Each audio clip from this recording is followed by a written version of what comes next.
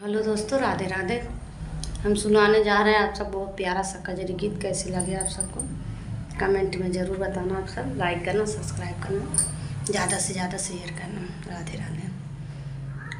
हाँ, मैं नैहर के याद ना सताई पिया, आवेला रोआई पिया ना। हम नैहर के याद बहुत आई पिया, आवेला रोआ पिया न। हम नैहर के याद बहुत आई पिया, आवेला रोआ पिया न। होती अम्मा जो हमार लेती सुधिया बार बार, होती जो हमार लेती सुधिया बार बार। बिना अम्मा के कैसन विदाई पिया, आवेला रोआई पिया न। बिना अम्मा के कैसन विदाई पिया, आवेला रोआ पिया न।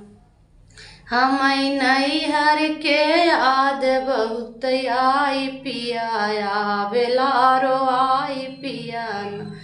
हम नैहर के याद बहुत आई पिया, आवेला रोआई पिया न।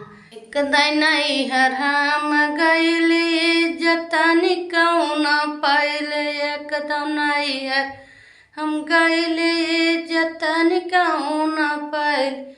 हमर भौज सोतई चार पाई पिया, आवत रो पिया न। हमर भाभ जाय के सोई चार पाई पिया, आवत रोआ पिया न। हम नैहर के याद तनिक ना भुलाई पिया, आवत रोआई पिया न। हम नैहर के याद ना भुलाई पिया, आवत रोआई पिया न।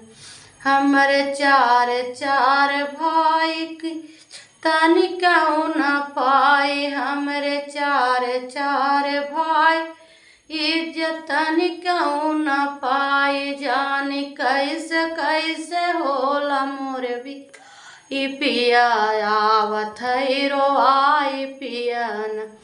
जानी कैसे कैसे होत मोर विदाई पिया, छूटला रोआई पिया न।